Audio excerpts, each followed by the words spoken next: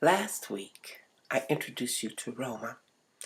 She's off on one of her travels today, so she's not here with me. Now, if you remember, Roma lived in the year 3000, which would be the 30th century, like now is the 21st century, and we'd say we live in 2100. Now, and you learned about transcendental travel, how people were able to just think and move their mind and body physically into a whole nother location, anywhere millions of miles in the universe. Now, you might wonder, how did people get to that point? How did they develop that ability? Well, it began when the people shrugged off the limiting belief that they needed to have leaders. In the 25th century, the few people living on the habitable places on planet Earth recognized they needed to return to the very ancient traditions in which communities recognized all of the members of the community.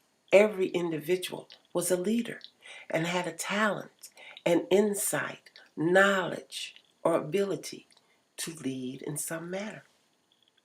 So they came together in a big meeting, and they broke up in little groups, and they spent days talking and debating and looking at all of the different qualities that contribute to making individuals and people strong and move forward and create and build and live good lives.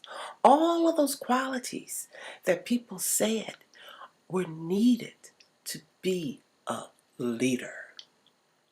And they came up with 11 very important qualities for leadership. And the idea was that everyone would work on developing these 11 qualities. Some people had one or more, or many of them naturally. Other people had to learn how to develop them. But if each person on the earth, and there were not very many of them, learned to develop these qualities within themselves, they would all be leaders. They would all be strong, and they could find their way. So those 11 qualities were generosity, confidence, patience, kindness, compassion, gratitude, mindfulness, vision, courage, persistence, and belief.